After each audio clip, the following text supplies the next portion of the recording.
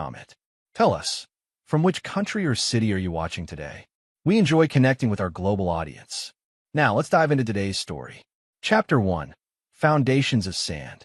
Victor Sullivan stood at the edge of his 10-acre property, watching the sunset paint the Montana sky in brilliant oranges and purples. At 42, he had built everything through relentless work and calculated risk. The construction empire he'd created from nothing now employed over 200 people. He'd married Diana Harlow 15 years ago when she was a struggling art student, and he was just starting to gain traction with his first major development project. "You're brooding again," a voice called from behind him.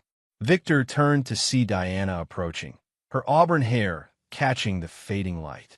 At 38, she still looked stunning, though lately something had changed in her eyes, a distant quality he couldn't quite identify. "Just thinking," he replied, taking a sip from his whiskey glass. "Thompson wants to back out of the River Heights deal." Diana's smile faltered slightly. "The one you've been working on for months? Can he do that?" "He can try," Victor said, his voice hardening. "But I didn't get where I am by letting people walk all over me." Diana nodded, then checked her phone as it buzzed. A slight frown crossed her face before she quickly composed herself. "I need to head into town tonight. The gallery is having issues with a new exhibition setup." Victor raised an eyebrow. "The third late night emergency this month. On a Saturday night? Can't your assistant handle it? Tanya's out of town this weekend. It won't take long." She kissed his cheek, the gesture feeling somehow performative. "Don't wait up." As she walked away, Victor noticed the slight spring in her step. Something about her eagerness nagged at him. Their marriage had grown colder over the past year, with Diana increasingly absorbed in her art gallery business. He'd initially supported her venture with both capital and connections, proud of her ambition. Lately, though, they'd become like ships passing in the night. Victor's phone rang. His site manager, Liam Bennett. "Boss, we have a situation at the Westlake site. Some of the materials delivered aren't up to code." "I'll be there in 30, Victor said, downing the rest of his whiskey. As he drove toward the construction site, his mind kept returning to Diana's behavior. 3 months ago, he'd overheard her laughing on the phone, a sound he hadn't heard directed at him in longer than he cared to admit. When he'd entered the room, she'd quickly ended the call. At the construction site, Victor methodically addressed the materials issue, negotiating with the supplier over the phone with the same ruthless efficiency that had built his reputation. By the time he finished, it was nearly midnight. On a whim, instead of heading home, he drove toward Diana's gallery in town. The building was dark. No emergency, no staff working late. Victor sat in his truck, staring at the empty gallery, a cold feeling settling in his stomach. He pulled out his phone and opened the location-sharing app they'd installed years ago for convenience. Diana's location showed her at the Westfield, an upscale hotel on the other side of town. Victor drove there slowly, his knuckles white on the steering wheel. He parked across the street and waited, watching the entrance. At 1:17 a.m., Diana emerged, laughing, her hand intertwined with a tall man Victor recognized immediately. Nolan Prescott, the smooth-talking art dealer who had begun supplying pieces to Diana's gallery 6 months ago. They kissed passionately under the hotel awning before Nolan hailed a cab. Diana stood, watching until the taxi disappeared around the corner, a dreamy smile on her face. Then she walked to her car. Victor sat motionless, a glacier forming in his chest where his heart should be. He didn't follow her. Instead, he started his truck and drove to his office downtown. There, in the silence of his corner office overlooking the sleeping town, he poured himself another whiskey and began to think. Victor Sullivan had never been a man who acted on impulse. His success had been built on patience, strategy, and the ability to see 10 moves ahead while others struggled to see 2. He wouldn't confront Diana immediately. First, he needed information, and then he would make a plan. Chapter 2, Paper Trails. For 2 weeks, Victor maintained the facade of normality at home while methodically investigating his wife's affair. He hired Maxwell Reed, a private investigator recommended by his attorney, to document Diana's movements and communications with Nolan Prescott. "You don't seem as angry as most clients," Max observed when they met in an out-of-the-way diner to discuss findings. Victor's expression remained impassive as he reviewed the photographs of Diana and Nolan entering various hotels, their intimate dinners in neighboring towns. Anger clouds judgment, he replied, and I need to see everything clearly. The PI handed over a USB drive. 6 weeks of text messages and emails. Your tech guy came through with those. Fair warning, they get personal. That night, after Diana claimed another gallery emergency, Victor connected the drive to his laptop in his home office. The messages between his wife and her lover painted a vivid picture of not just physical betrayal, but emotional desertion. They mocked his work hours, his dedication to building the business that funded Diana's comfortable lifestyle and her gallery. Victor's so predictable, Diana had written. All he cares about is adding more zeros to his bank account. He hasn't truly seen me in years. 2 more months, Nolan had responded. Once the divorce is final and we've secured what you deserve from this marriage, we'll never have to hide again. Victor's face remained expressionless as he scrolled through their plans to take half his assets, move to New York, and build a new gallery with his money. Diana had been systematically documenting supposed grievances, fabricated claims of emotional neglect, manufactured arguments, even allegations that Victor had been verbally abusive, all carefully dated and detailed. Setting up a narrative, building a case. The next day, Victor visited his attorney, Howard Lowell, carrying a thick folder of documents.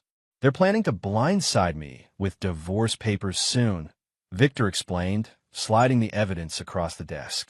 She's been creating a fictional record of mistreatment while sleeping with this art dealer.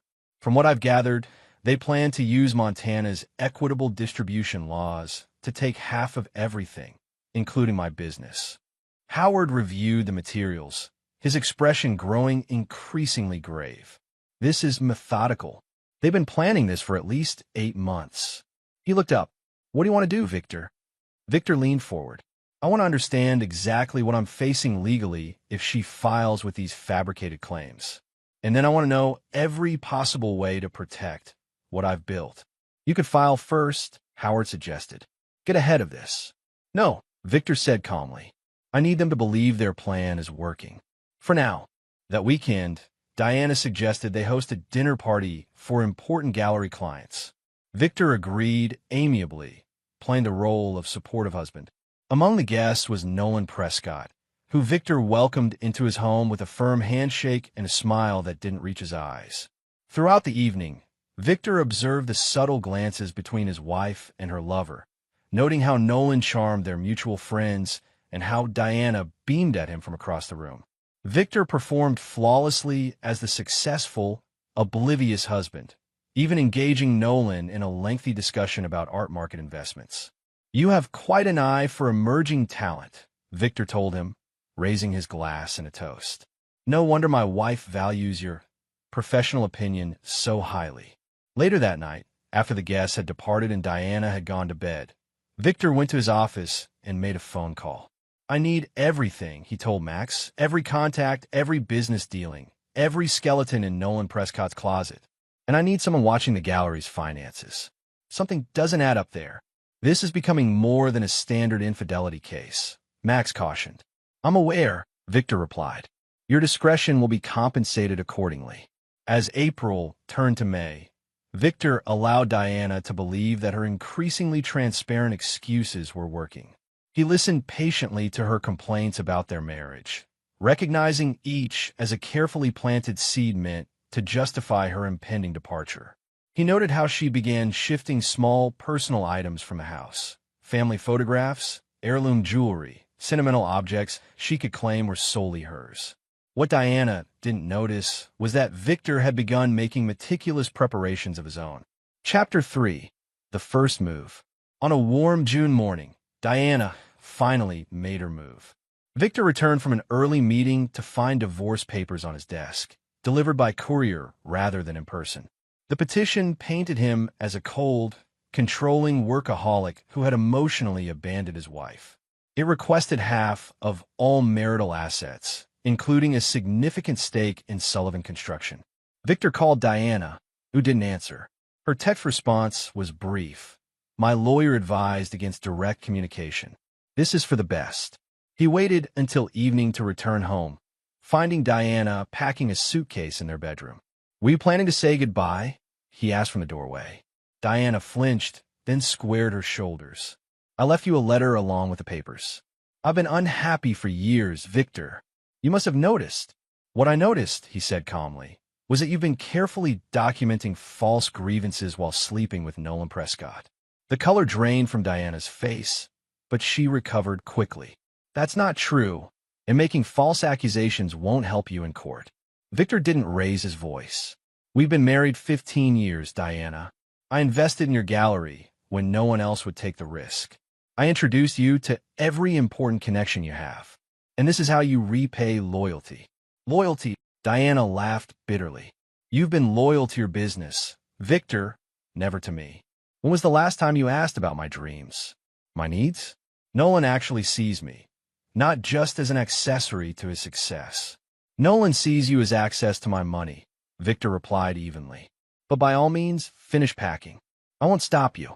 Her expression shifted to suspicion. Just like that? No fighting for our marriage. Would it matter if I did? Diana zipped her suitcase. My lawyer says I'm entitled to half of everything. The prenup is outdated and can be challenged based on your controlling behavior. I've documented everything. Yes, Victor said. I know exactly what you've documented. Something in his tone made Diana pause, but she grabbed her suitcase and headed for the door. The court date is already set. Try not to make this uglier than it needs to be. After Diana left, Victor poured himself a whiskey and made a call to Howard. She served the papers and moved out, he said. Staying with Prescott, I assume. She's confident about breaking the prenup. Their filing was creative, Howard admitted. The judge assigned to the case is Harriet Coleman. She has a history of favoring wives in high-net-worth divorces, especially when emotional abuse is alleged. Then we have work to do, Victor replied. Implement Phase 1. The following week, Diana was unpleasantly surprised when her gallery's main supplier suddenly canceled their contract, citing business restructuring. 3 major clients postponed significant purchases. The gallery's insurance company initiated a routine audit that required extensive documentation. None of these setbacks could be directly traced to Victor, yet they created immediate financial pressure. Meanwhile, Victor appeared to be floundering. He responded to the divorce petition with a standard request for adherence to the prenuptial agreement, but otherwise made no aggressive legal moves. He looked tired in public, inspiring sympathetic glances from mutual friends who had heard Diana's version of events. He's falling apart, Diana told Nolan over dinner, showing him a text from a friend who had seen Victor at a business lunch. Howard says he's not even fighting the financial discovery requests. Nolan raised his wine glass. To new beginnings. I told you he wouldn't know what to do without you managing the social aspects of his life. What neither of them knew was that Victor had opened a new front in the war. Max had discovered that several pieces in Diana's gallery had questionable provenance. Specifically, artwork that Nolan had sourced through his international contacts. Victor had quietly commissioned authentication experts to examine documentation and ownership histories. At the first preliminary hearing, Diana sat confidently beside her attorney, Valerie Winters, a shark-like divorce lawyer known for extracting maximum settlements. Victor arrived with just Howard, lacking the team of lawyers Diana had expected. Judge Coleman frowned at Victor throughout the proceedings, particularly when Valerie presented Diana's detailed records of alleged emotional manipulation. Additionally, Your Honor, Valerie argued, Mr. Sullivan's business success was only possible due to my client's unwavering support and sacrifice of her own career aspirations. The gallery she eventually established was a mere fraction of the creative potential Mrs. Sullivan set aside to support her husband's ambitions. Victor noticed Diana dabbing at her eyes with a tissue, a performance he once would have found convincing. Mr. Sullivan, Judge Coleman addressed him directly. Do you understand that Montana law considers marriage an equal partnership? Your wife's contributions, while perhaps not directly financial, enabled your success. I understand completely, Your Honor, Victor replied respectfully. I founded Sullivan Construction before our marriage, but I've never denied my wife's support was valuable. The hearing concluded with temporary arrangements heavily favoring Diana, substantial monthly support, continued use of their vacation property, and a freeze on major business assets, pending final settlement. Outside the courthouse, Diana couldn't contain her triumph. The judge believed my lies. You get nothing. The kids hate you, she shouted as they left the courthouse steps, though they had no children, her rehearsed script slipping in her moment of perceived victory. I won. She spat on his shoes for dramatic effect. Victor said nothing, his face impassive. Then Diana's phone rang. It was Valerie. Bad news. Victor heard as he turned to leave. The judge received a package from Mr. Sullivan, and it's not good for us. Don't do anything stupid now. As Victor walked to his car, the faintest smile crossed his lips. Phase 2 is now in motion. Chapter 4. The Package. Judge Harriet Coleman sat alone in her chambers, staring at the contents of the package spread across her desk. What had seemed like a straightforward high-net-worth divorce case had just become significantly more complex.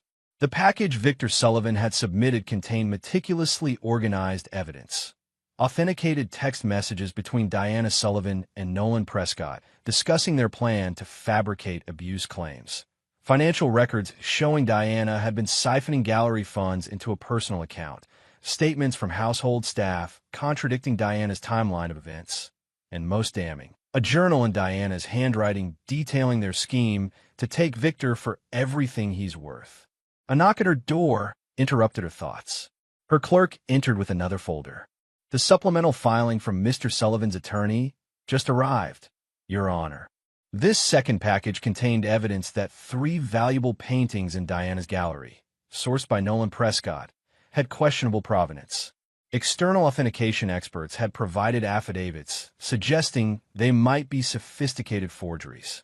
Judge Coleman removed her glasses and pinched the bridge of her nose. She had initially sympathized with Diana Sullivan, finding Victor's calm demeanor somewhat cold. Now she wondered how much her own biases had influenced her preliminary ruling. She picked up the phone to call both attorneys for an emergency hearing. Across town, Diana paced in Nolan's stylish loft apartment, her face flushed with anger. What exactly did Victor submit?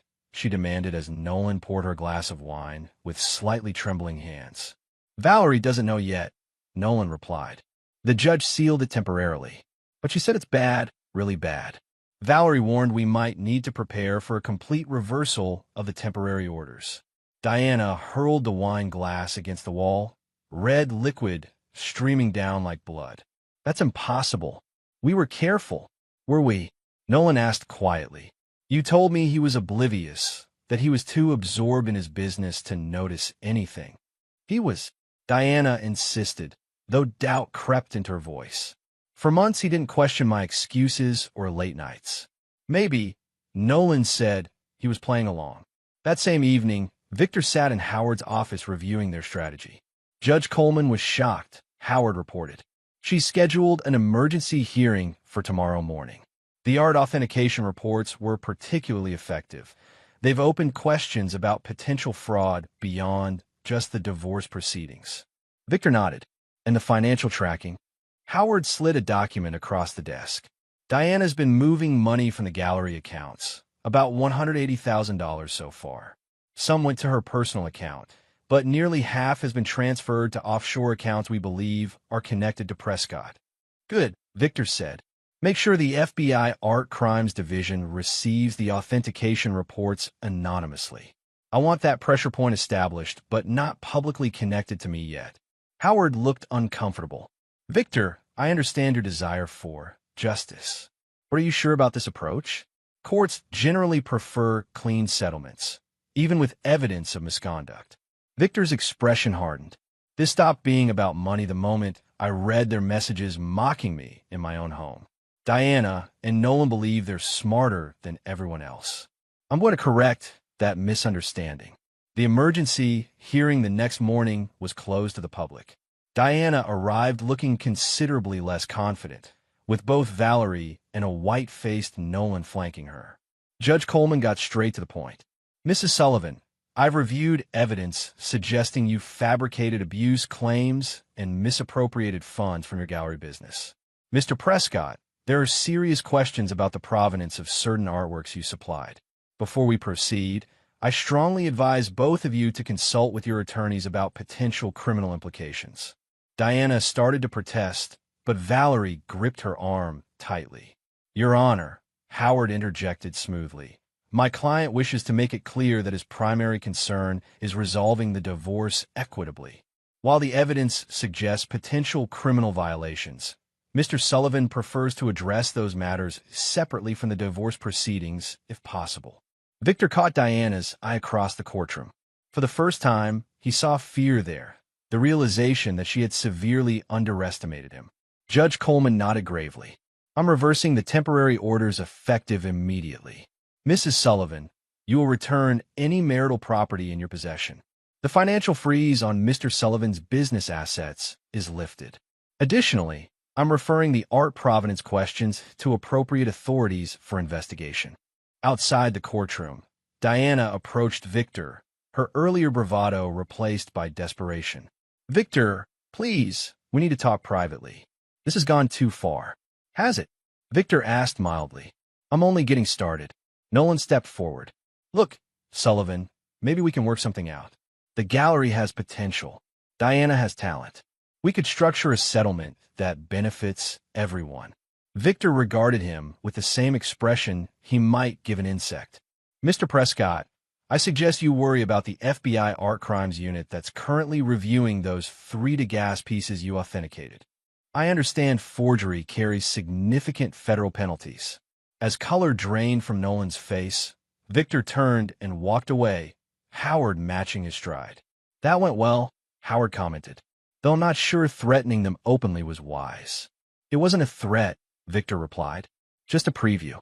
Chapter 5, Count to Moves. By the following week, Diana's carefully constructed world was crumbling. The gallery's reputation took a significant hit when rumors of authentication problems spread through the art community. Major clients quietly distanced themselves. Her credit cards, previously paid from joint accounts, now frozen to her, were declined at a high-end restaurant where she was dining with potential investors. Nolan, meanwhile, received an official letter from the FBI requesting interviews about the provenance of several artworks he had sourced internationally. His normally smooth confidence gave way to increasing panic.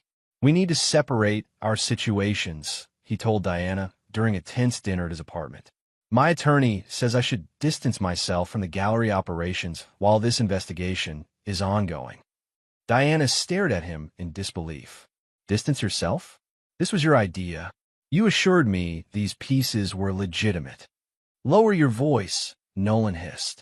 I never guaranteed anything. The art market has always operated in gray areas.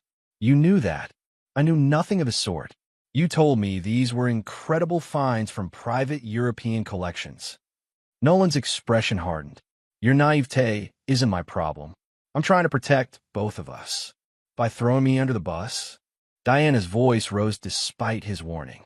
Everything is falling apart, and you're already planning your exit? Don't be dramatic, Nolan said dismissively. We just need to be strategic. Victor's clearly been planning this for months. We need to be equally careful. Diana grabbed her purse and stood. I trusted you. I left my marriage for you. You left your marriage for half of Victor's money, Nolan corrected her coldly. Don't pretend this was some great romance. We both saw an opportunity. Diana slapped him hard across the face, then stormed out. Alone in her car, she finally allowed the tears to come. Everything was collapsing around her. The gallery she'd built, her reputation, her financial security, and now even her relationship with Nolan. For the first time, she considered that she might have catastrophically misjudged Victor Sullivan. The next morning, against Valerie's explicit advice, Diana drove to Victor's office, determined to speak with him directly. His assistant, Pamela, regarded her with undisguised contempt but buzzed Victor nonetheless. To Diana's surprise, he agreed to see her. Victor's office remained, as she remembered, meticulously organized, with floor-to-ceiling windows overlooking the city he had helped build. He stood as she entered, his expression unreadable. You have 10 minutes, he said, gesturing to a chair across from his desk. Diana had rehearsed a speech, part apology, part negotiation, but facing Victor now, words failed her. The gallery is failing, she finally said. My credit cards are maxed out. Nolan is. She trailed off, showing his true colors. Victor suggested, his tone almost conversational. Funny how quickly rats abandon a sinking ship. I made a mistake, Diana admitted, swallowing her pride. A terrible mistake. But destroying everything I've worked for won't fix anything. Victor leaned back in his chair. The gallery is failing because your lover supplied it with questionable artwork and because you've been embezzling from its accounts. Your credit cards are maxed out because you've been living beyond your means without my income to support you. These are consequences, Diana, not punishment. What do you want? She asked desperately. To humiliate me? To watch me lose everything? What I want, Victor said quietly, is for you to experience exactly what you planned for me. To lose what you've built, to be betrayed by someone you trusted, to realize how completely you misjudged a situation. He checked his watch. Your 10 minutes are up. Diana remained seated. I'll drop the divorce proceedings. We can work through this. Victor's laugh held no humor. You still don't understand. I don't want reconciliation. I want you to face the natural consequences of your choices. As security escorted a sobbing Diana from the building, Victor turned his attention back to his computer screen, where he was reviewing updates from Max about Nolan's increasingly desperate attempts to distance himself from the questionable art transactions. That afternoon, Diana received notice that the gallery's landlord was terminating their lease due to concerns about illegal activities that might violate their contract. The building's insurance company had apparently received anonymous information about authentication issues with the gallery's inventory. Simultaneously, the bank holding the gallery's business loans initiated a review based on financial irregularities, freezing remaining operating funds. Without inventory, location, or operating capital, Diana's business effectively ceased to exist overnight. When she called Nolan, desperate for support or at least consolation, his number had been disconnected. Chapter 6. The Revelation. The art world thrives on scandal nearly as much as it does on authenticity. By the time the Montana Arts Journal published its expose on questionable practices at Diana Sullivan's gallery, featuring interviews with former employees and clients, Diana had become a pariah in the community she had once navigated so confidently. The article stopped short of outright accusations, but raised enough questions about both Diana's business practices and Nolan's authentication methods to ensure neither would work in fine art again without significant rehabilitation. What the article didn't mention, because no one had made the connection yet, was how precisely the gallery's collapse mirrored a failed development that had nearly bankrupted Victor 15 years earlier. Back then, Victor had trusted a business partner who, like Diana, had seen him as merely a stepping stone. That partner had manipulated financial records, diverted investors, and nearly destroyed everything Victor had built. Instead of breaking him, that betrayal had taught Victor his most valuable lesson. Trust was a luxury he couldn't afford in business or, as it turned out, in marriage. 2 months after the emergency hearing, Victor received an unexpected visitor at his office. Nolan Prescott, looking considerably less polished than when they'd last met, sat nervously in the reception area. You have 5 minutes, Victor told him, standing rather than inviting Nolan into his office. Use them wisely. Nolan licked his lips. I can give you Diana's journals. The real ones, not the fake abuse documentation. She recorded everything about her plan to take your money, about using me to help build a case. He lowered his voice. She even discussed finding ways to access your personal accounts before filing for divorce. Victor's expression didn't change. Why would you betray her now? The FBI is closing in on the art authentication issues, Nolan admitted. I need to make a deal. Diana was the one who knowingly sold questionable pieces. I can prove she knew the risks and proceeded anyway. So you're offering to throw Diana under the bus to save yourself? Victor observed. Just as she predicted you would. Nolan blinked in confusion. What? Diana came to see me weeks ago, Victor explained. She said you were planning to blame her for everything. It seems she was right about one thing at least. She's lying, Nolan insisted. We were in this together, but she was the driving force. I have proof. Victor checked his watch. Your 5 minutes are up, Mr. Prescott. I suggest you take whatever proof you have to the FBI directly. I have no interest in becoming involved in your mutual betrayals. As Nolan was escorted out, Victor returned to his office and made a phone call. He took the bait, he told Max. Make sure the FBI gets an anonymous tip about those storage lockers in Prescott's name.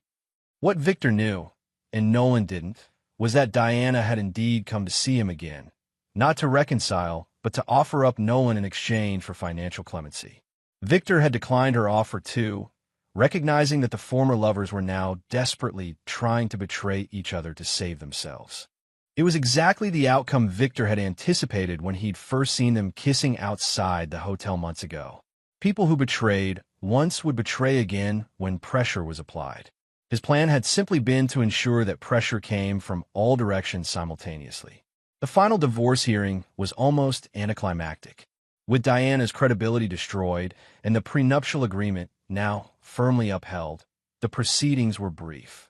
Diana received only what the prenup specified, a small cash settlement and her personal belongings, most of which had already been sold to cover living expenses. She sat alone on her side of the courtroom, Valerie having withdrawn as counsel weeks earlier when Diana could no longer pay her substantial fees. The confident, stylish woman who had once spat on Victor's shoes was gone, replaced by someone hollow-eyed and diminished. As the judge finalized the divorce, Diana caught Victor's eye across the courtroom, searching for some hint of the man she had married. She found nothing there but cold finality. Outside the courthouse, a reporter approached Victor. Mr. Sullivan, do you have any comment on the FBI's arrest of Nolan Prescott for art fraud and your ex-wife's possible involvement? No comment, Victor replied, walking toward his car, where Pamela waited with his schedule for the afternoon. Behind him, he heard Diana calling his name, her voice breaking. He didn't turn around. That chapter of his life was closed. Chapter 7, New Alliances. 6 months after the divorce, Victor stood on the balcony of his Tokyo hotel suite, watching the city lights flicker like stars fallen to earth. Sullivan Construction had expanded internationally, with new projects breaking ground across Asia. The company's value had nearly doubled.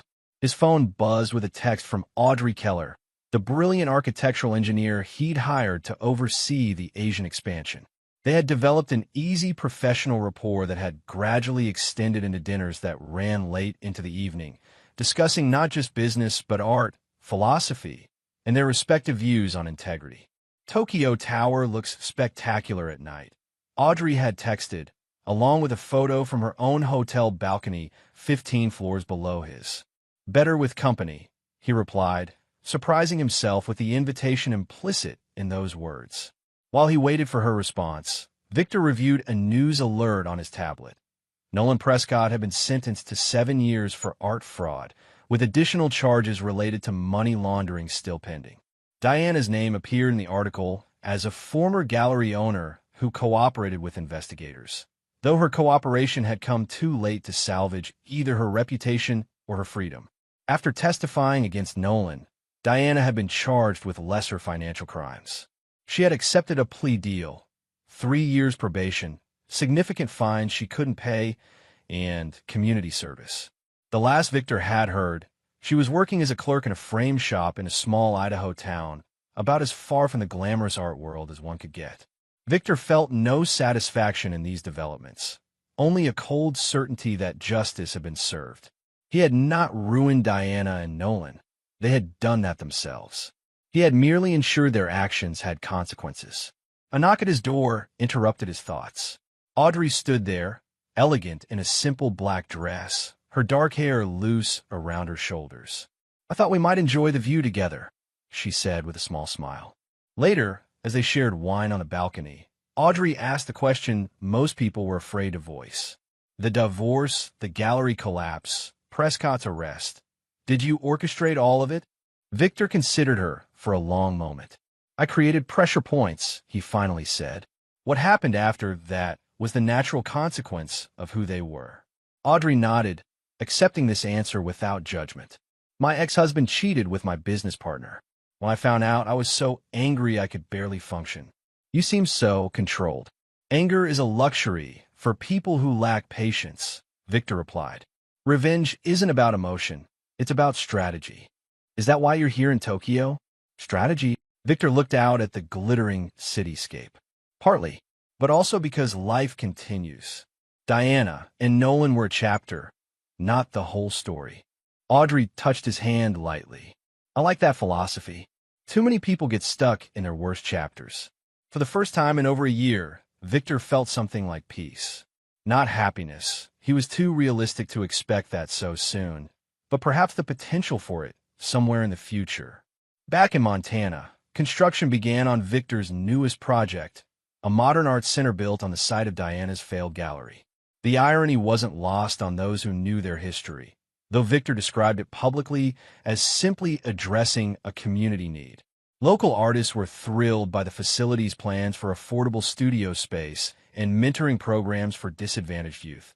Precisely the kind of community engagement Diana had always dismissed as unprofitable. Among the center's first hires was Lisa Harlow, Diana's younger sister, who had been estranged from Diana for years due to what Lisa described as Diana's self-centered approach to family. Lisa had reached out to Victor after the divorce, initially to apologize for her sister's behavior, and eventually to discuss her own ideas for community arts education. Are you sure you want me involved? Lisa had asked when Victor offered her the position of education director. People will talk. People always talk, Victor had replied. What matters is what we build. The Sullivan Arts Center broke ground on a crisp autumn morning, with local officials and arts community leaders gathered for the ceremony. Victor stood slightly apart from the crowd, watching as Lisa eloquently described the center's mission to reporters. His phone buzzed with a text from Howard. Nolan Prescott requesting meeting. Claims to have important information. Advised against but thought you should know. Victor deleted the message without responding. Whatever game Prescott was playing from prison held no interest for him. That story was finished. Chapter 8. Unexpected Return. On the first anniversary of his divorce, Victor returned home from a business trip to find Pamela looking unusually concerned. Mr. Sullivan, there's someone waiting in your office. She insisted it was urgent and personal. Victor raised an eyebrow. She, Tessa Harlow, Pamela said. She says she's your former sister-in-law. Victor frowned. Diana had never mentioned another sister besides Lisa. Call security to stand by, he instructed, then headed to his office. The woman who rose from the visitor's chair was strikingly similar to Diana in coloring, but different in every other way. Where Diana had been polished and perfect, this woman had a natural, almost wild quality about her. Mr. Sullivan, she said, extending her hand. I apologize for the intrusion. I'm Tessa Harlow, Diana's half-sister. We've never met because I've been overseas for most of my adult life. Victor shook her hand but remained standing. What can I do for you, Ms. Harlow? It's actually what I can do for you, Tessa replied, opening her bag and removing a thick manila envelope. Diana sent me these from Idaho with instructions to deliver them to you directly. Victor made no move to take the envelope. Whatever game Diana is playing now, I'm not interested. Tessa placed the envelope on his desk. I understand your reluctance. Diana and I have never been close, different mothers, different values. But she insisted these documents were important to you personally. She stepped back. My obligation ends with delivery. What you do with them is your business. After Tessa left, Victor stared at the envelope for a long moment before finally opening it. Inside were documents he immediately recognized. Ownership certificates for the 3 questionable Degas pieces from Diana's gallery. But these weren't the certificates Nolan had provided. These were authentic verification documents showing the pieces were legitimate, apparently suppressed by Nolan to artificially inflate their value through rarity. Along with the certificates was a handwritten note from Diana. Victor, these won't repair what I destroyed, but they might help you understand what really happened. Nolan convinced me the art world required strategic ambiguity to maximize profits. I was foolish and greedy enough to believe him. The paintings are real. The FBI investigation was based on falsified evidence. some of which I believe you might have provided. If you're reading this, you've won completely. I hope it brought you peace. Diana. Victor set the documents aside, unsure what to make of this development. If Diana was telling the truth, and the documentation appeared genuine, then part of Nolan's conviction had been based on incorrect evidence. Victor had assumed the art fraud allegations were legitimate, focusing his efforts only on ensuring they came to light. The thought that he might have inadvertently facilitated false charges was uncomfortable. Victor Sullivan played hardball, but he had always prided himself on operating within ethical boundaries, even when seeking justice. He called Howard. I need you to verify some documents, and I need everything we have on the Degas authentication evidence. After a thorough investigation revealed Diana was telling the truth about the artwork, Victor faced a difficult decision. Correcting the record would help Nolan Prescott, a man who had still committed other financial crimes. Remaining silent would mean being complicit in a false conviction. Victor ultimately chose integrity over vengeance. He anonymously submitted the authentic certificates to the FBI with an explanation of their provenance. He made no effort to assist Prescott beyond ensuring the truth was available to authorities. The revelation did reduce some of Nolan's charges, though his sentence was only marginally affected due to the other financial crimes he had genuinely committed. More significantly, it created a public narrative that somewhat rehabilitated Diana's professional reputation, acknowledging that she had been manipulated by Nolan regarding the authenticity issues. When the news broke, Lisa confronted Victor in his office. "Did you know about this? That the art was real?" "No," Victor said truthfully. "I assumed Prescott's entire operation was fraudulent." Lisa studied his face. "And now that you know it wasn't, at least not entirely, do you regret what happened to Diana?" Victor considered the question carefully. "I regret that she made choices that destroyed what could have been a good life. I regret that she valued money and excitement over integrity and commitment. But I don't regret ensuring that those choices had consequences." Lisa nodded slowly. Growing up with Diana was difficult. She always got what she wanted, usually at someone else's expense. You're probably the first person who ever truly held her accountable. "That wasn't my goal," Victor said. "I simply refused to be her victim." Later that week, Victor received another envelope. This one from his investigator. Max inside was a surveillance photo of Diana in Idaho, looking thin but composed, leaving the frame shop where she worked. The accompanying note read, "Thought you should know. She's been sober 6 months. Working 2 jobs to pay restitution. Locals say she volunteers teaching art to kids on weekends." Victor placed the photo in his desk drawer without comment. Diana's redemption arc, if that's what it was, had no bearing on his life now. She had made her choices, and he had made his. Chapter 9. The Final Calculation. 2 years after the divorce, Victor stood at the podium during the grand opening of the Sullivan Arts Center, delivering brief remarks to the assembled crowd of local dignitaries and arts patrons. "This center represents my belief that communities thrive when creativity has room to flourish," he concluded. "Thank you to everyone who helped make this vision a reality, especially our dedicated education director, Lisa Harlow." As applause filled the modern gallery space, Victor's gaze caught on a familiar figure at the back of the crowd, Tessa Harlow, watching him with an unreadable expression. She nodded once in acknowledgement before slipping out a side door. Later, as guests mingled during the reception, Victor found himself momentarily alone in the main gallery. Audrey had flown in for the opening, but was currently engaged in conversation with the center's architect across the room. Their relationship had developed gradually into something meaningful, a partnership based on mutual respect and shared values. "Quite an achievement," a voice said behind him. Victor turned to find Tessa holding 2 champagne flutes. She offered one to him, which he accepted with a nod. "Diana saw the write-up in the Idaho paper," Tessa said without preamble. "The Arts Center built where a gallery once stood. She called it poetic justice." "How is she?" Victor asked, surprising himself with the question. "Surviving," Tessa replied. "Sober. Working. Trying to make amends where possible." She studied him. "She asked me to deliver a message, though I told her you probably wouldn't want to hear it." And yet here you are, Victor observed. Family obligation, Tessa said with a slight shrug. She wanted you to know that she understands now what she threw away, what she destroyed. Not just the marriage, but her integrity. She said to tell you that you were right about everything, especially Nolan. Victor took a sip of champagne. Is that supposed to matter to me now? I don't think so, Tessa said honestly.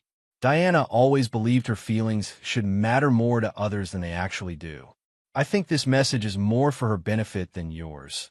Part of her making amends to herself. Victor nodded, appreciating Tessa's directness. Thank you for delivering it. Tessa finished her champagne.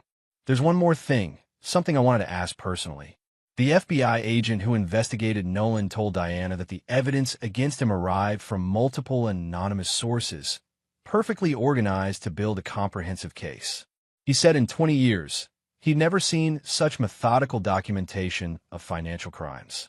Interesting, Victor said non-committally. Diana believes you orchestrated everything. Not just her downfall, but Nolan's complete destruction. She thinks you mapped out every move months in advance, like some kind of chess grandmaster. Diana always did have an active imagination, Victor remarked. Tessa laughed softly. That's what I told her. No one could be that calculating, that patient. She set down her empty glass. But watching you tonight, seeing all this, she gestured around the gallery. I'm not so sure she was wrong. Victor smiled slightly. Life rarely offers perfect justice, Ms. Harlow. Sometimes we have to design it ourselves. As Tessa left, Audrey appeared at Victor's side. Everything okay? You looked intense. Just tying up loose ends, Victor replied, taking her hand. Nothing important. That night, after the successful opening, Victor sat alone in his home office reviewing plans for his next major project, a development that would transform an abandoned industrial district into affordable housing and small business spaces. His phone buzzed with a text from an unknown number. Congratulations on the center. You've built something meaningful from the ashes. Victor deleted the message without responding. Diana Sullivan belonged to his past, and he had no interest in bridging that gap. The woman who had once been his wife had made her choices, and he had ensured those choices had permanent consequences. That chapter was closed forever. As he turned back to his work, Victor reflected on the path that had led him here. He had not sought revenge in the traditional sense, hot-blooded, emotional, destructive. Instead, he had methodically ensured that justice was served, that betrayal carried appropriate costs, and that he emerged not just intact, but stronger. In the end, Victor Sullivan had not just survived betrayal. He had alchemized it into success, turning his enemies' weapons against them with a precision they never saw coming until it was too late. The empire they had tried to steal from him had only grown more substantial, and the man they had underestimated had revealed himself to be exactly what he had always been. Someone who would never forgive a betrayal, never forget a lesson, and never leave a debt unpaid. It was not forgiveness that had freed him, but the perfect execution of justice on his own terms. And in that execution, he had found, if not happiness, then something perhaps more valuable. Peace on his own terms, with no compromises and no loose ends. Victor closed his laptop and looked out at the Montana night sky. Tomorrow would bring new challenges, new opportunities, new victories. The past was settled. The future belonged entirely to him. And there you have it. Another story comes to an end. What did you think? I'd love to hear your thoughts in the comments below. If you enjoy this story, consider joining our community by subscribing. It means the world to us. For more stories like this one, check out the recommended videos on screen. And I'll see you there.